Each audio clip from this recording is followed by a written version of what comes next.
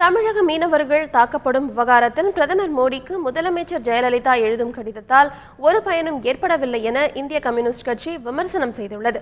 நாகை மாவட்டம் மயிலாடுதுறையில் இந்திய கம்யூனிஸ்ட் கட்சியின் மாநில செயலாளர் முத்தரசன் செய்தியாளர்களை சந்தித்தார்.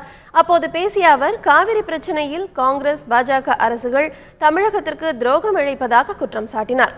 நெல்லுக்கு குவிண்டால் ஒன்றுக்கு 3000 ரூபாய் வழங்கப்பட வேண்டும் எனவும் கோரிக்கை விடுத்தார்.